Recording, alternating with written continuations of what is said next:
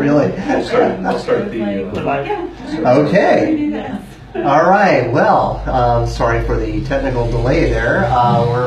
We're on Facebook Live here. So welcome, everybody. I'm Brett Carpenter, and you're at Boost Biz Ed.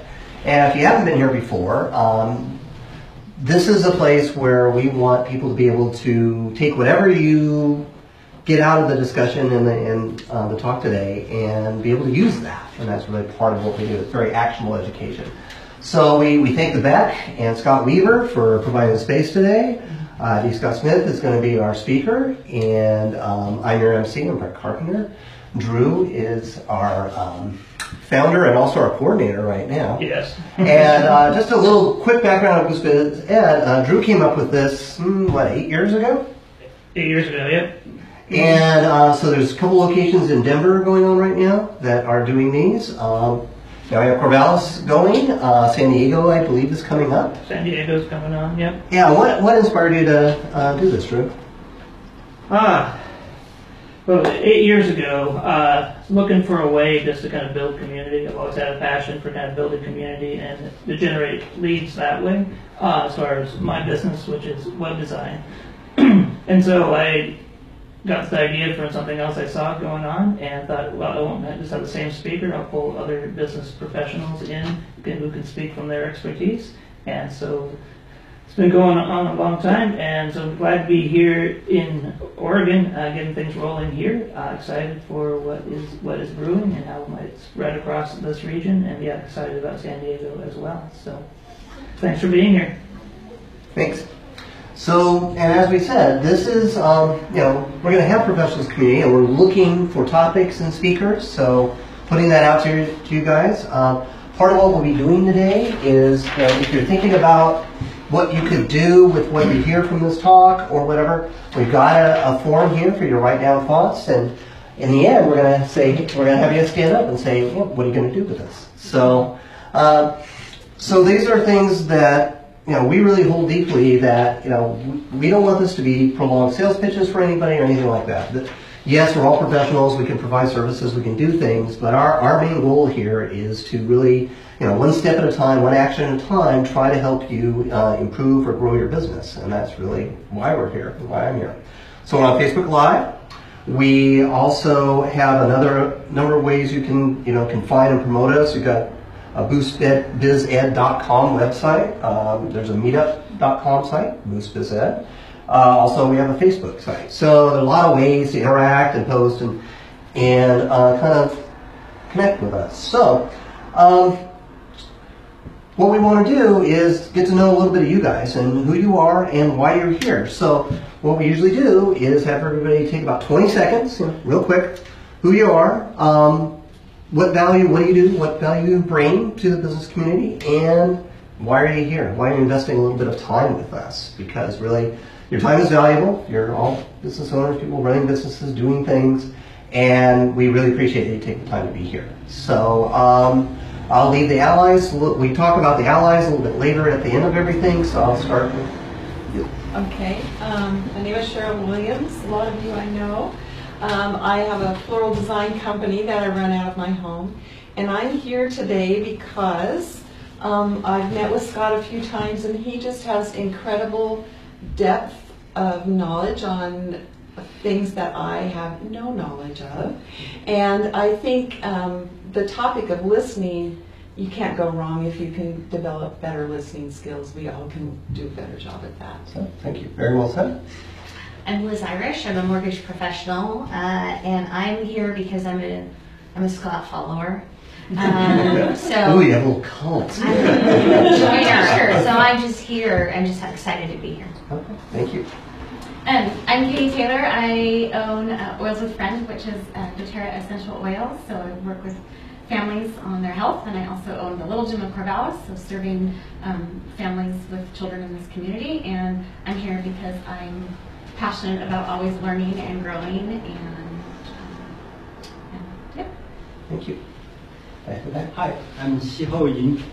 I have a company called AG Technology, LLC, and we have founded this company in May 1st, 2011, so over 6 years. And have been focused on produce, manufacture, marketing, and sales of the rum lipid bias effect. Rum lipid is a nature occurring surfactant, is the best cleaning and whitening agents.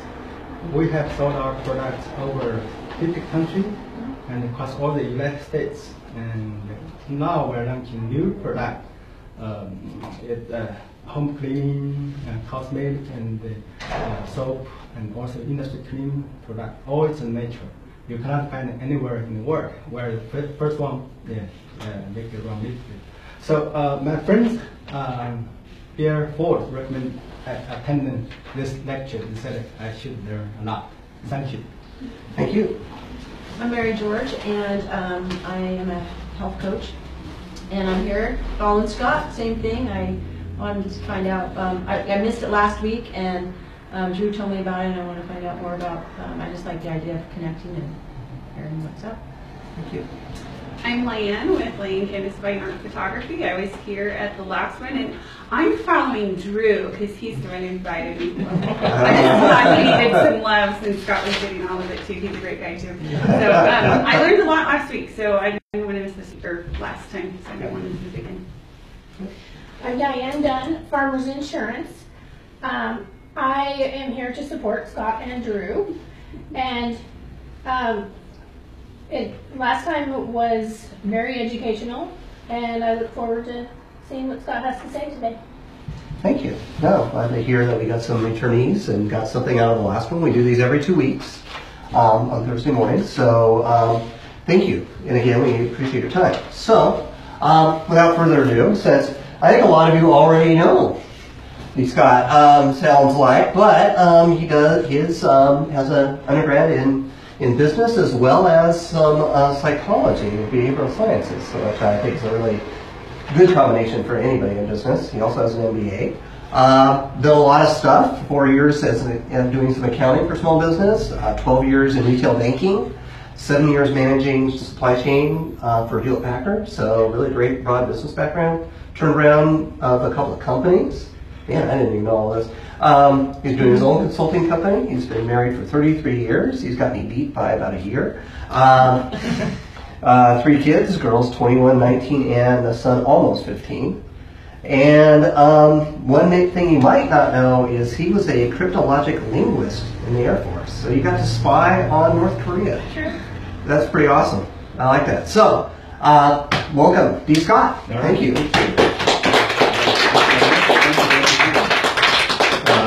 All right, so let's get the...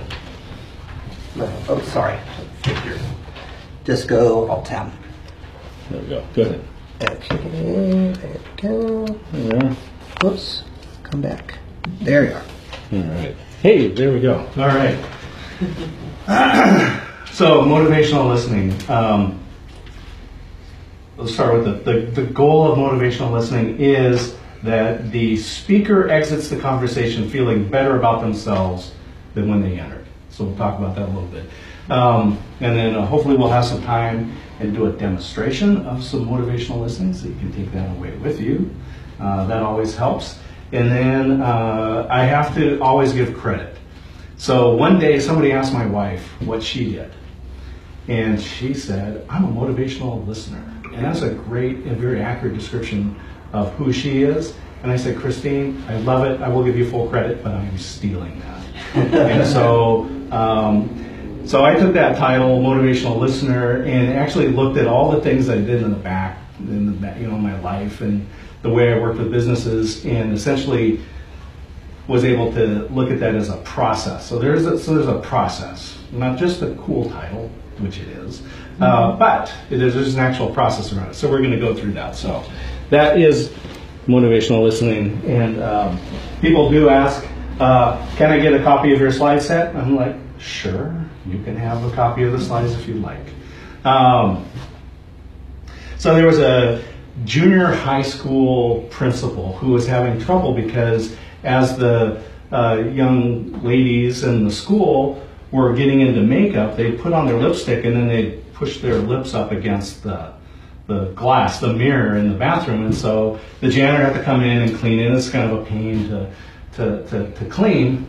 And so the principal, she wanted to, stop this from happening. So what she did, she called a meeting and she brought all these junior high girls into the bathroom and brought the janitor and just said, when you put on your lipstick and you put it against the glass on the mirror, it just causes trouble. It's hard for the janitor. I just want you to see what he has to go through. And so he gets out his stuff and he takes this, he's got this brush on handle, right? And he takes and he dunks it in the toilet and he scrubs the mirror and he wiped it off, and sure enough, no more lip prints. So there's a reason in your brain why we find that interesting. And it has to do with a little bit of surprise. So we're going to talk about that a little bit as well. So I said that the goal of motivational listening, right, is what? That the speaker exits the conversation feeling better about themselves than when they entered. We'll talk about that. Why is that important? Okay, so we know who I am. That's me. We've been there. 33 years. My 11th anniversary. I just thought that was a cool thing, right?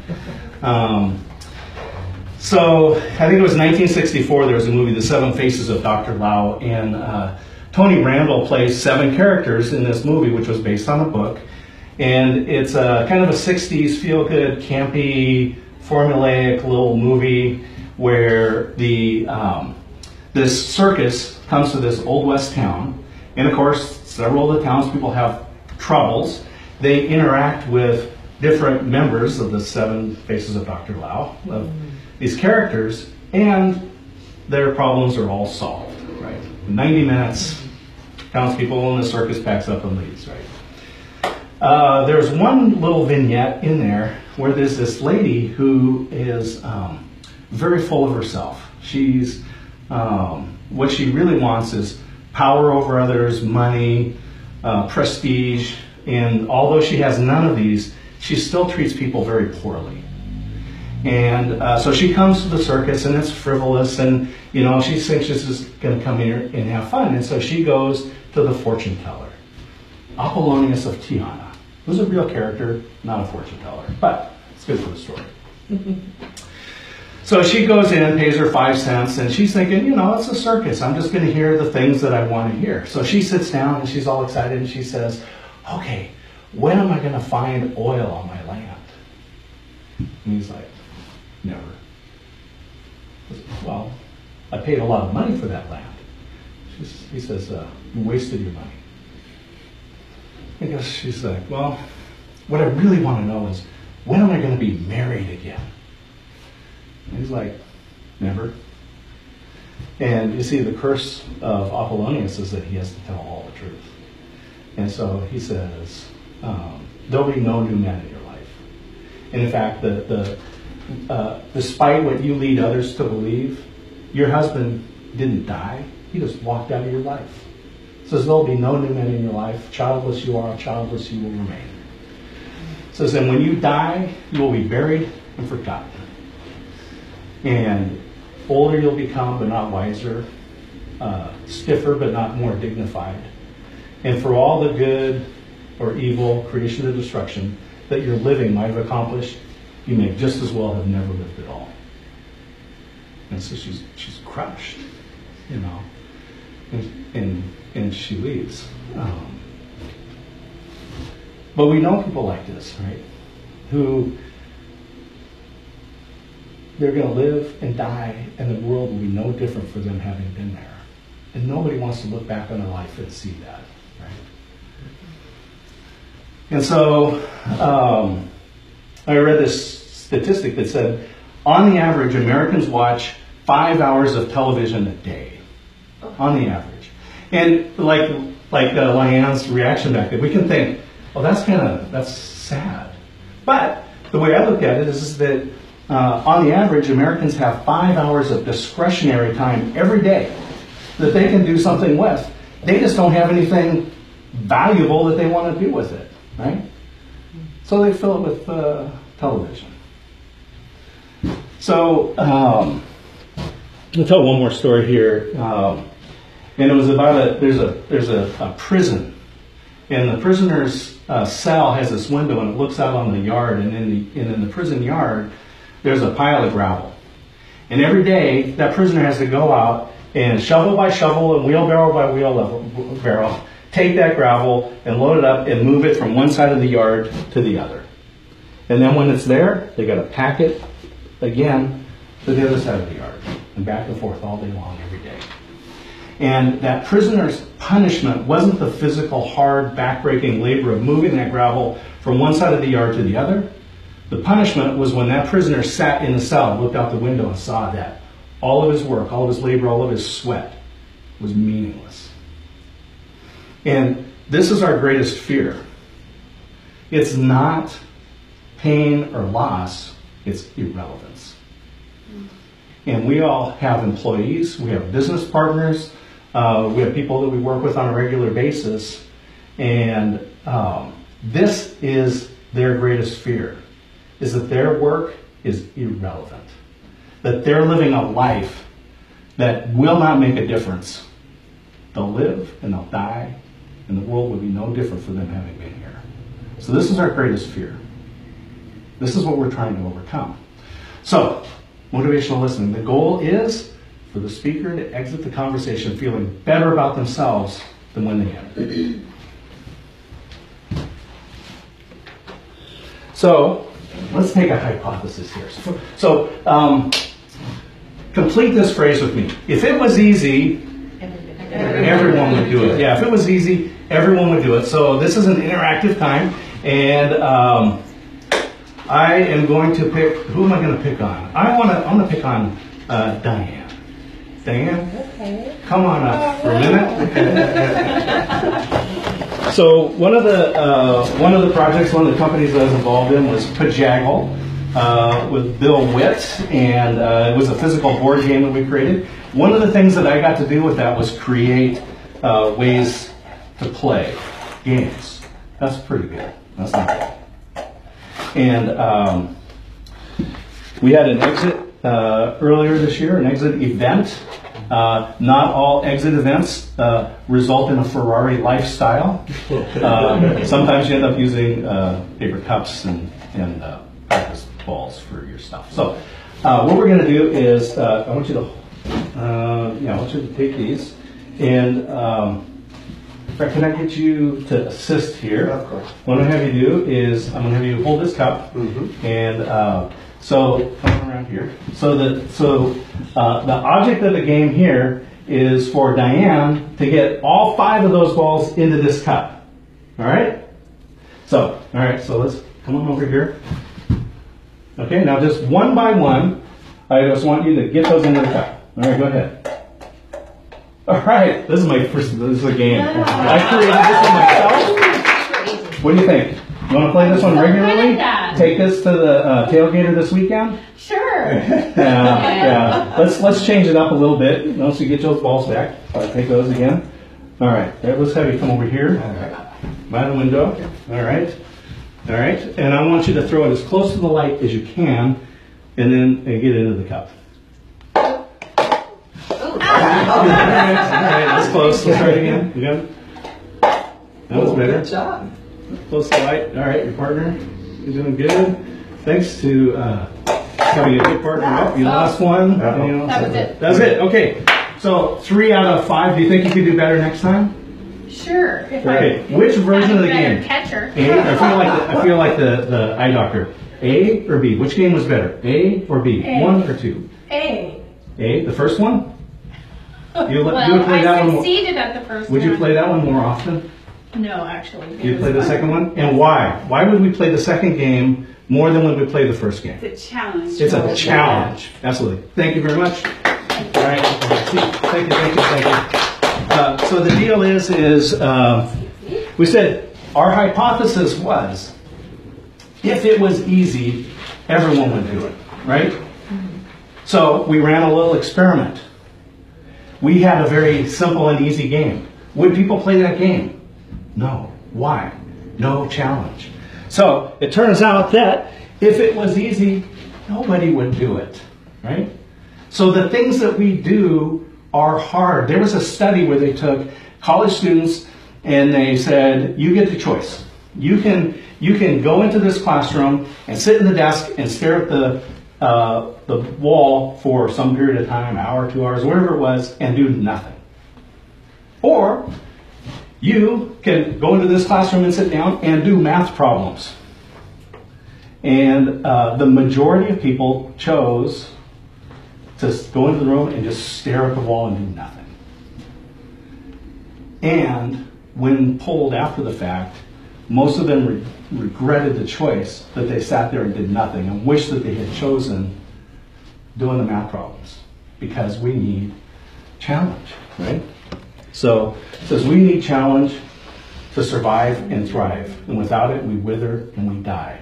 And we are this way from the day that we're born, from the time that we are created, when we enter this world. So when a child is born through cesarean section, they don't make a large incision and haul the kid out. They make a small incision, and they require that child to force its way into the world, similar to entering through the birth canal.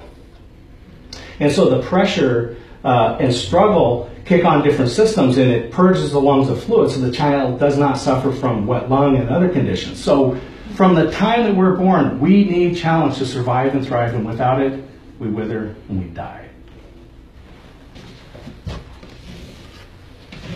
So, if we could look inside of Diane's brain when she was playing the game, we would have found basically probably nothing going on. The version A, right? Just drop the balls in there. It's like a big deal, right?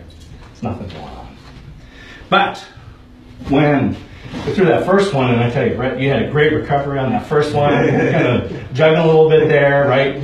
But when we have success, dopamine and other things fire off on our brain. This gives us the good feeling, right? We connect with that. We feel good. We want to do that again. And it turns out that not only is success fire off dopamine and these other things and make us feel good, near success does so as well. This is why gambling works, because you're like, I won, oh, I almost won, I keep going, right? We want to have that. So if we're looking inside the brain, we're going to find that when you have success, these areas of your brain are firing off, and it turns out that your brain is not static. We used to think that brain development stopped around age 20 or 21, somewhere around there. It turns out that your brain continues to develop through your whole life. And so here's my view of your brain. This is not anatomically correct, but it does help in the aid here. So the deal is that our brains are not static, right? That when you're learning, when you're gathering information, you operate in the prefrontal cortex. This is the part of your brain that takes, it's high energy, it's your short-term memory. Short-term memory, I forget, is something like 6 seconds long. Your short-term memory lasts 6 seconds. It takes like 9 seconds to look at a phone number in the phone book and dial it.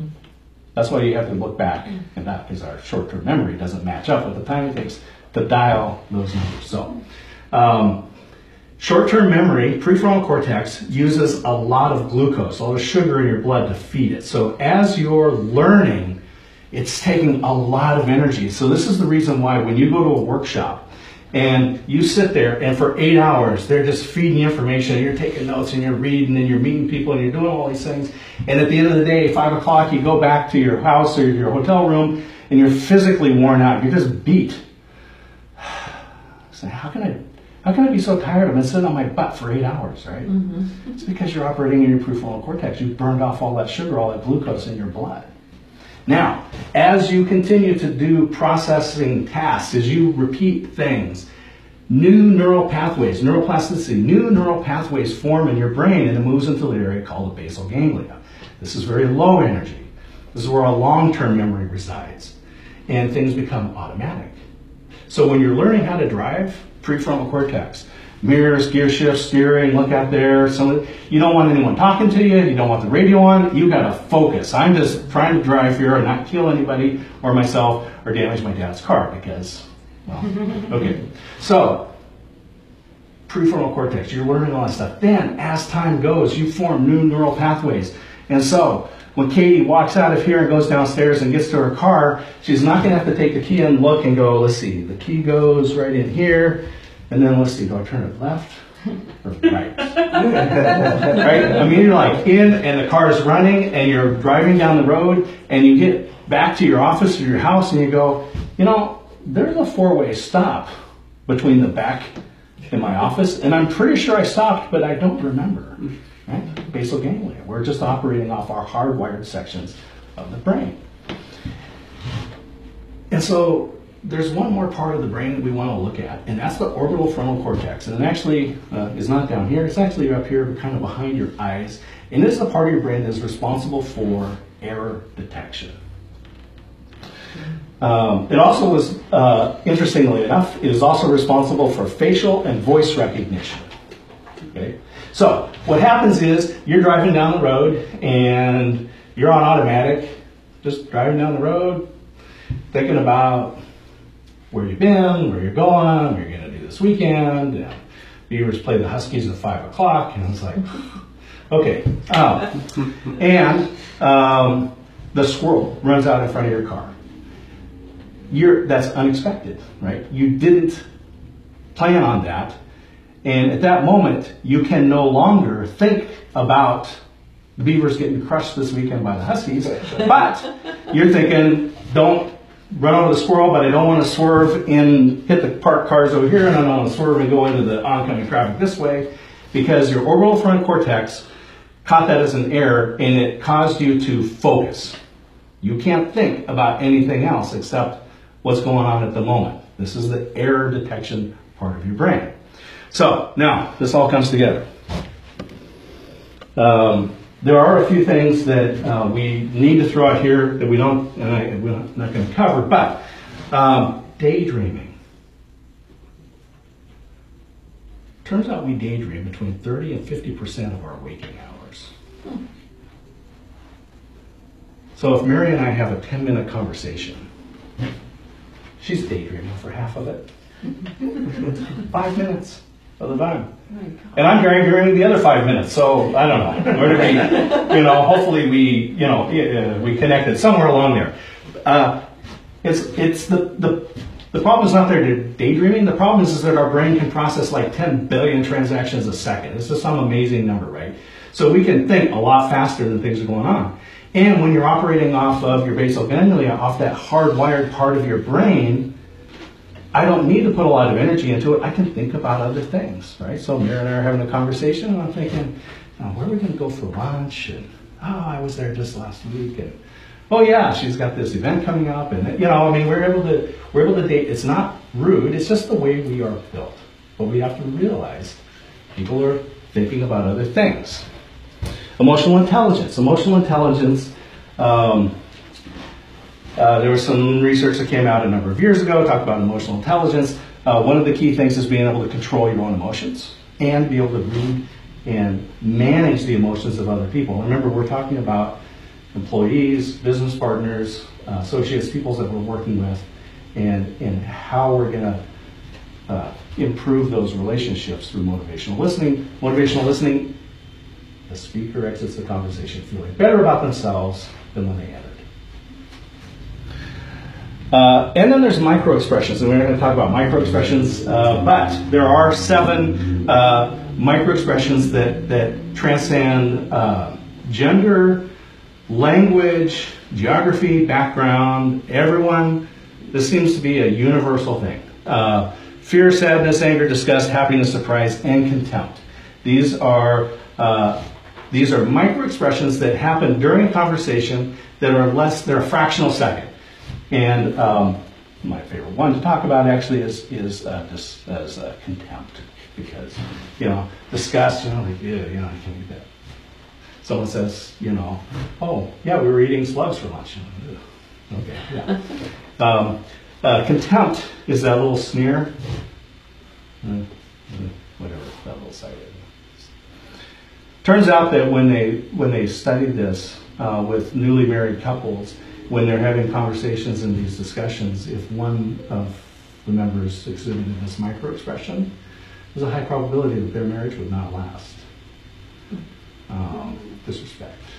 But anyway, these are micro-expressions. These are things that happen. So daydreaming, emotional intelligence, and micro-expressions. These are all things that I encourage you to look more into as you become motivational listeners.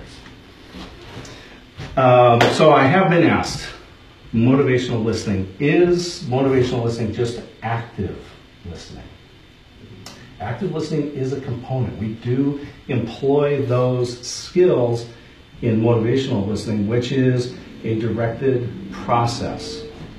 And active listening, we need to employ those skills anyway, right? Be present, be a part of the conversation, and realize you're going to daydream 30 to 50% of the time. So Mary and I know she's going to be daydreaming. I know I'm daydreaming. It's not rude. We're just thinking about other stuff that's going on. It's all right. We're adding these things in, but be a part of the conversation, right? So body language. So we all study body language. Sometimes, by the way, having folded arms doesn't mean I don't care about you. Sometimes it's just comfortable. I'm just, gosh, my arms are just hanging down here. I don't know what to do. I don't really feel like I want to put my hands in my pocket because that seems, so I just kind of.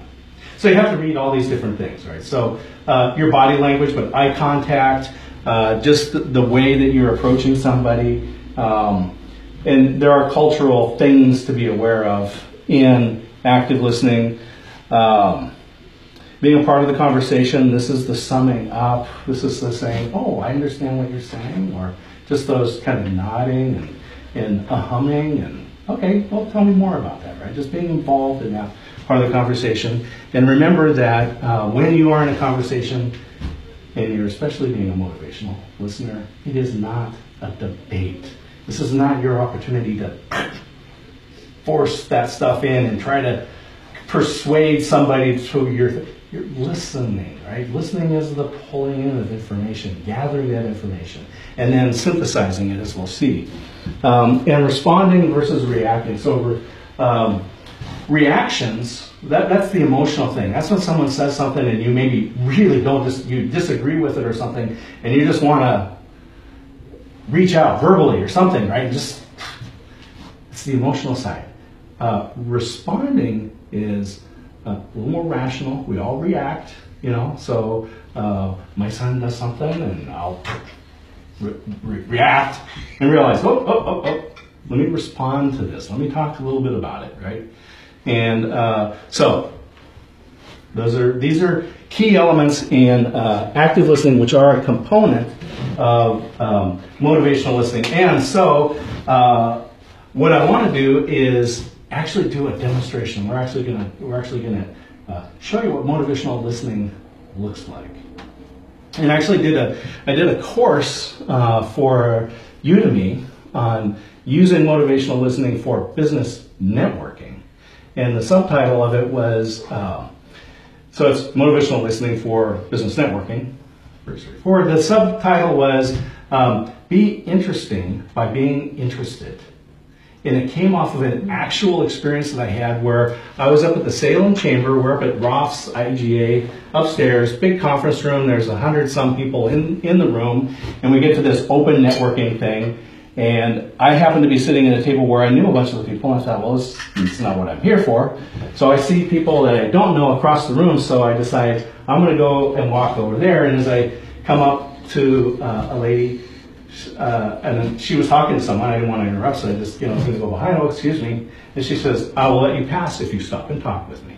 I said, okay, that's what I'm here for. So we stop and we talk. And using motivational listening, I just went through this process with her. And in a few minutes, we found out about her and her business and background and all these different things. And there was another friend that was walking by, and she grabbed him by the arm and said, you've got to stop and talk to this interesting man. I said, you don't know anything about me. I know a lot about you. So be interesting by being interested. So let's demonstrate. Cheryl, will you be my volunteer on this one? Would you come on? Okay. I'm going to make room for you to come up. So, so we'll have you stand right there. I'll stand right here. Face me this way. Okay. Step up a little bit closer. There we go. Okay. Let's put you on the spot a little bit. We know each other to an extent. So there's some stuff that I know. But what I want to do is we're just going to demonstrate motivational listening. And then we'll dissect a little bit and show people the practical steps that they can take and do that. Right? Okay. Sounds good. Sounds Sure. good. All right. So I know that you have a floral design and event company, really, right? We do a lot of events. Okay. So tell me a little bit about the company then. Just Well, so you do some events, but we do we do a lot of weddings, and those are kind of I'm passionate about doing those in that based on the personal experience I had for my wedding and the flowers that I got. So it's kind of a mission that nobody else go through the experience that I went through. okay. So I do Interesting. everything I can to make sure that when I talk with the bride, I have a very clear picture of what she wants, All right. so that I can do everything in my power to make sure she gets what she wants. And when was your wedding? 1978. 1978. Okay. Mhm. So you win. You beat me. Congratulations. So and then so you had that experience. Mhm. When did you start the business? 2010. So from 78 to 2010, there were other people that were having the experience that you had, but you said, no more. I'm going to do the business. Yeah. So so you've been in business about seven years. Mm-hmm. And what was it like the first days? I mean, how did you get started? How did you? Got started from working in other flower shops, and then took a different job and got injured on that job, and was looking for something else and couldn't find anything. And I thought, just stop for a minute. Just stop and think. Okay, you have X number of years ahead of you. What do you want to do with that time that is going to bring me joy and maybe bring some joy to somebody else? Oh wow! And so, Okay. so I met up with another friend and said, I've been thinking about starting my own floral business. Do you want to do it with me? And without hesitation, she said, sure. Wow! And that's how we got And that's how started. you got started. Mm-hmm. And so, what were you doing before? Yeah. What was it? The job that I got hurt Yeah. on, Well, so you worked in a flower shop, or I worked in 3 different flower shops. okay, And thoroughly enjoyed the work. But it's minimum wage if you're just, cooking or designing or whatever. It's Okay. It's a minimum wage job. right, But it's really fun and it's really rewarding because you get to create something for somebody, and it's the creative process excites me, and also when I can give something to you right. and see your face light up because it's unexpected or whatever, that's the payoff for me. Okay. That's the big payoff. Wow. So that was. So I know you do some flowers for me, which I gave to my wife, and I appreciate the artistry Thank you. that you put together, because I have purchased flowers from like Safeway and tried to put them together in the vase, and there's a skill set there to make them look good. Mine look like I unwrapped them from Safeway and stuffed them in a mayonnaise jar and said, this is good. But what you did was gorgeous, and yeah, I appreciate that. So the big part of it is really in not in the flowers itself. I mean, that's the tool that you're using, but it's the emotional impact that you're able to deliver through your product. Right. Yeah. So even if it's just for 30 minutes, you've made someone else's day brighter, Wow. even if it's just for that little bit of time. That's wonderful. That's, for me, that's the payoff. Yeah. So this is what happens, is that you didn't wake up designing flowers, right? Correct. How did this happen? Because you didn't just dump them in there. How did you become an artist of flowers? Well, I've always picked weeds from the yard. From the time I was about 3 or 4 years old, I remember picking daisies out of my grandmother's yard and putting them in a little jar and trying to make them perfectly round for her, because I thought she deserved perfection. So I did my best, and just kind of kept coming back into my life doing something creative, and flowers were always had a pull for me, and Yeah. So you get a sense of what feels good and what looks balanced and what looks good. And then I was going through some medical issues, and I went to the doctor, and the doctor said, you need to find something to do with your time that is only for you. That doesn't involve your parents, your aging parents, doesn't involve your children, doesn't involve your husband, something that is just yours. So when you start feeling overwhelmed with this issue, you can go and do that activity, and it will help you cope. Wow. So that day I went home and took out the LBCC catalog and thought, I really like home arts. I'm going to see, maybe there's something with flowers. And there was a floral design class, so that very day I signed up. Wow. Okay, so you did, so there are classes that you can take, which you took. Yeah. And so you probably paid for that class. Mm-hmm. You probably paid for other things along the way, workshops or whatever. Trial and error. Mm-hmm. Trial and error, and just, passion for I figured if it looks nice to me, it's probably going to look nice to somebody else. Yeah. Beauty's in the eye of the beholder, but So as I said, thank you for the work that I was able to benefit from. I understand a lot better now that it's not just that it's not the flowers. A lot of people get caught up in the product that they have, and they say, "Oh, look at the product." But you really see the end state. You really were able to participate, even though you weren't there, in my wife enjoying the flowers, right? But even I though you got to weren't see there. her face when You she did. opened the You door. did to deliver that, yeah. Yeah, that one I. So that's okay. So that's pretty amazing. So, so I'll just say, Cheryl Williams, you are remarkable. So are you, Scott. But thank you. No, because what happened is that you didn't wake up knowing how to design flowers. Right. How to impact people's lives emotionally through that product. But because you had a passion to say, I don't want this to be the way it was when I was married. I want people to have a great experience, and I want their memories to be good and not focus on that poor item, that poor delivery, that poor service, the poor product, whatever it was. You said, that's not going to happen. Not on my watch. Right.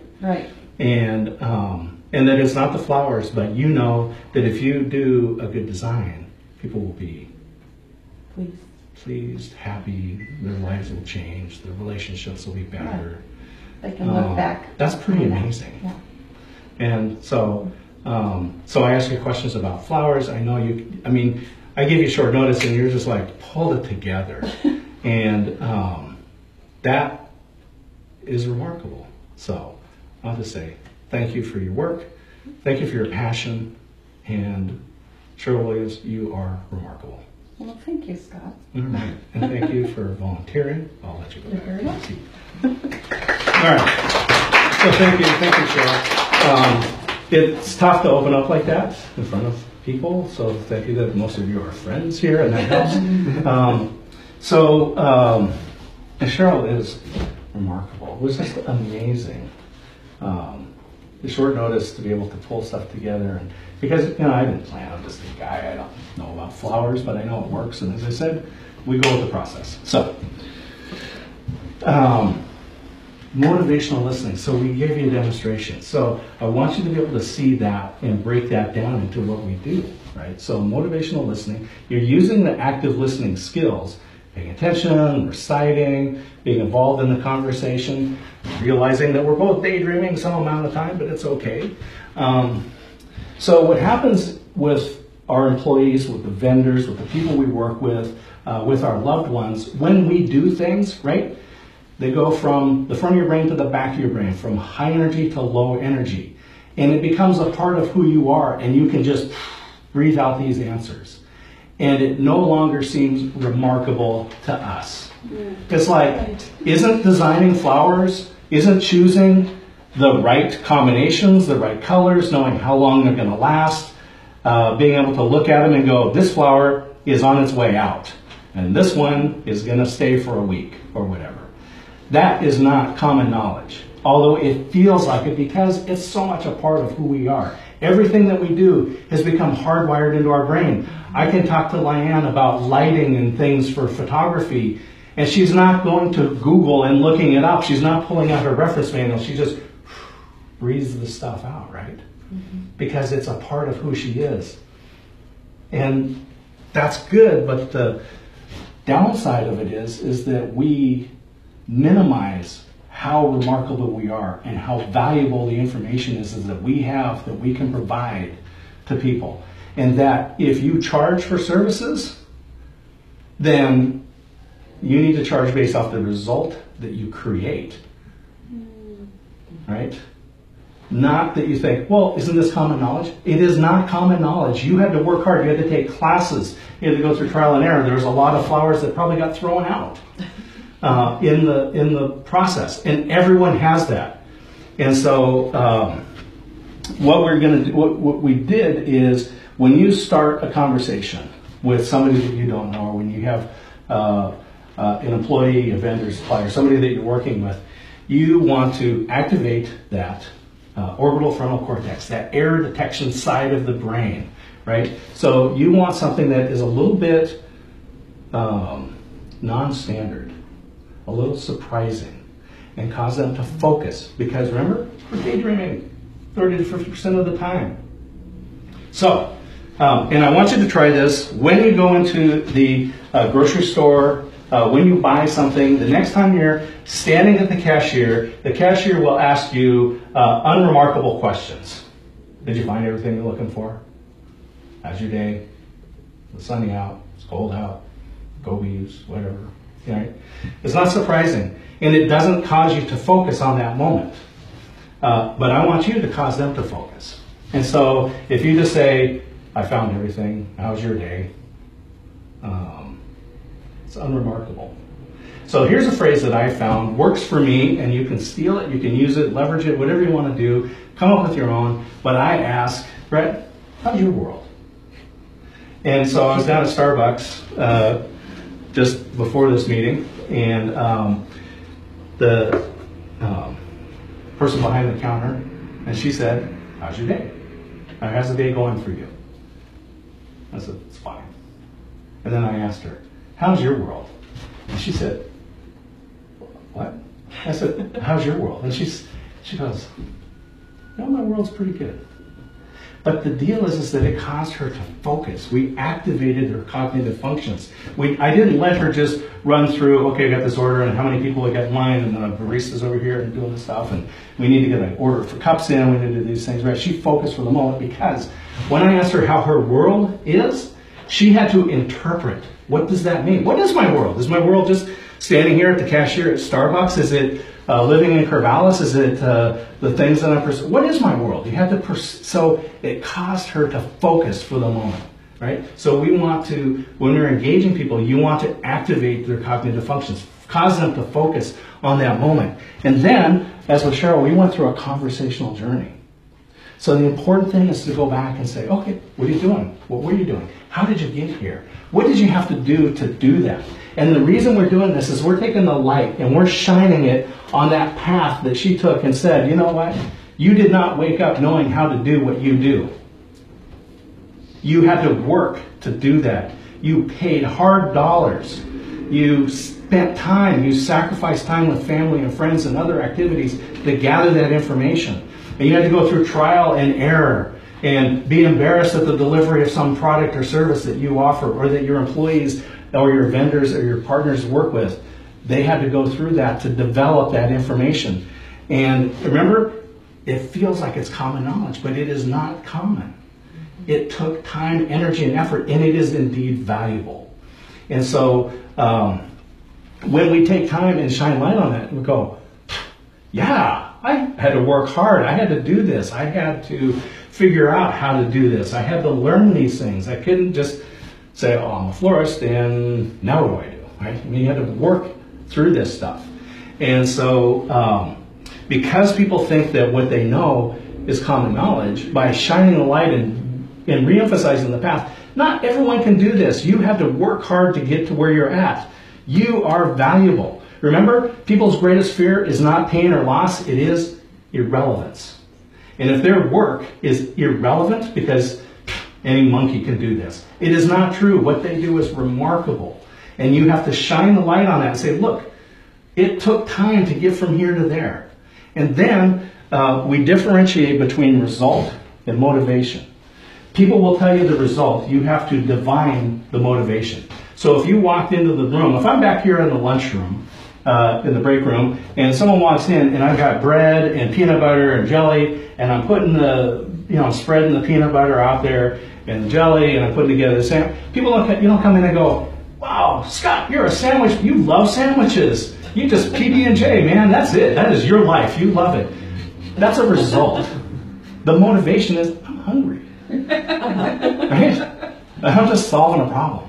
So with Cheryl, it's, there's flowers. Flowers is a tool, is a process to get to a result of changing people's lives, of improving their relationships, of bringing a moment of joy in. Everyone's got something. Everyone's got troubles. A friend of mine said that, if we all sat in a big circle and we threw all of our troubles in the middle, we'd all walk away with our own, right?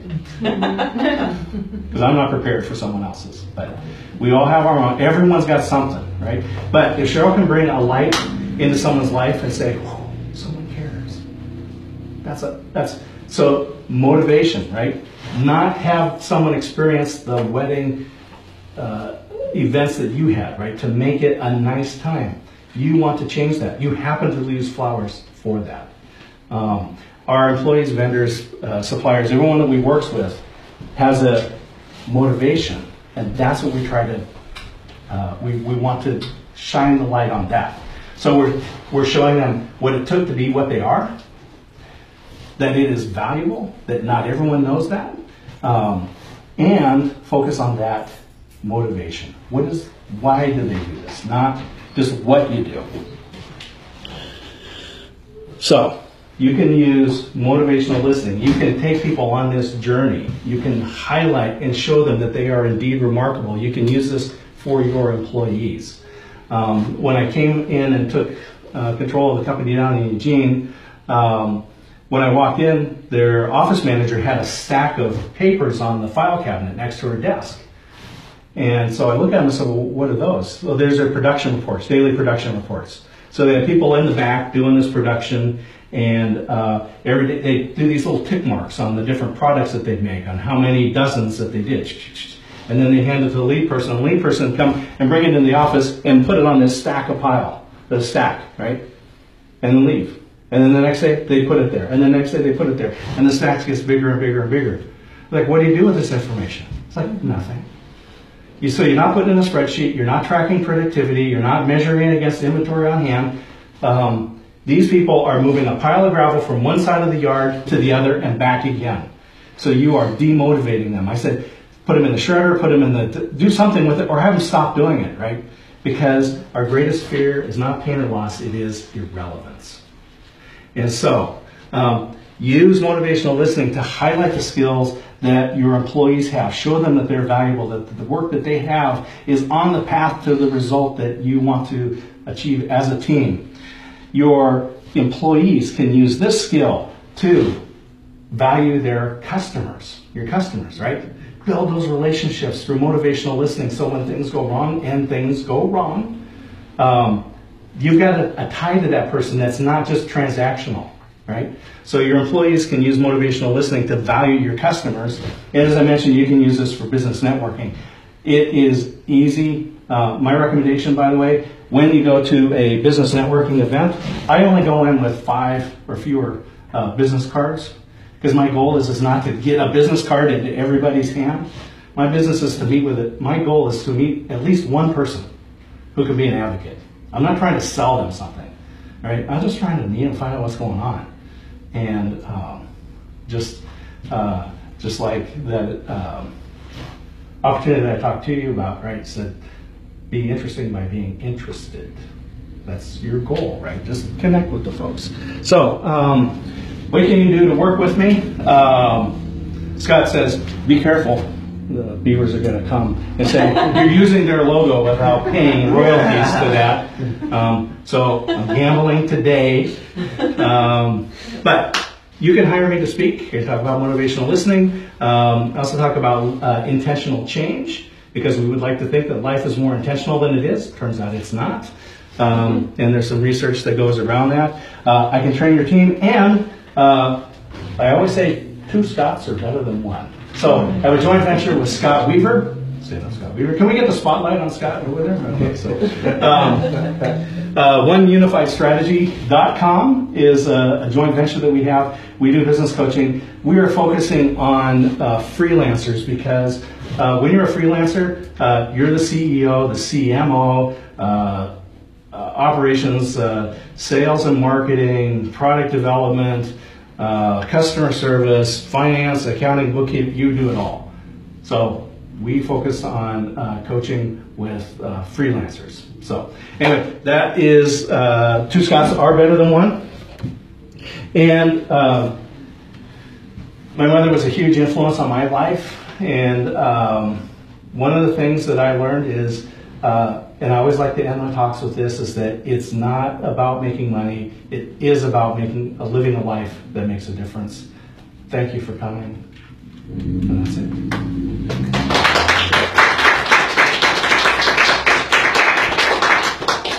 Okay, thank you very much, Scott. That was really great. So we'll wrap up in a minute here, but we want to thank our allies that have made this possible. So Scott Weaver here from the back, and making sure we have the space, and say real quick something about the back. BEC is a nonprofit organization that helps entrepreneurs get started. So we have office space here, and we also have advising, and we have various educational events. So Thursday's busy. We have Boosted, and we have JavaScript tonight. Thank you. And Drew, our coordinator and founder and all of that. So you got to hear from Drew a little bit earlier. About Yeah, anything you want to say? Corrected the camera flipping back on this mug here. The current money-making side of what I do is called Action Alliance, which is website design development, where I help businesses identify what their business passions are and make sure those are shining bright on their website to differentiate them from their competition. So glad to help anybody in that department.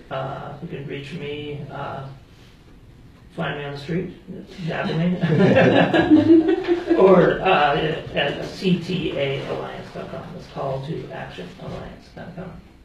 All right. And I'm Brett Carpenter, and I'm just starting a venture called Corvallis Enterprises, and we support any business trying to grow. In a lot of times businesses start out and they're centric around the owner and things like that, and we help them grow out of that and put systems in place. So as you grow or you bring people on, you have a functional system. And that might be software, that might be just the way you do things, all of that, and I help companies do that. So that's what I do.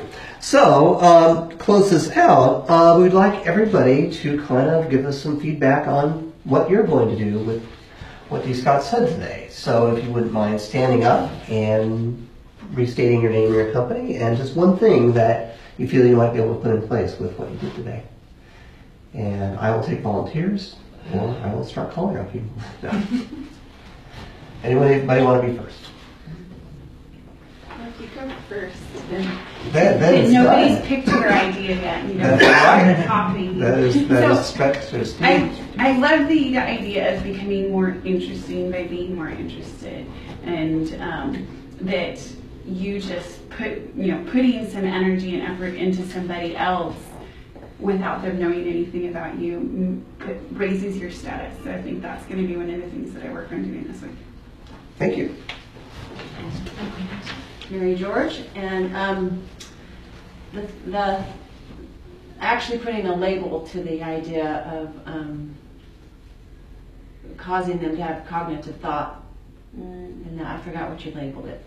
What was that label? Yeah, activated. Yeah, activating that, because so many times, I remember, just really quick, I worked at this place that every day I was actually looked for shoplifters. And so I was going into the back room one day, and there was always this guy in this one area, and he would say, hi, how you doing, whatever. But one day, I was manning that area, and he came, and they're just in zone and didn't see this post in front of them until they ran into it. Oh no.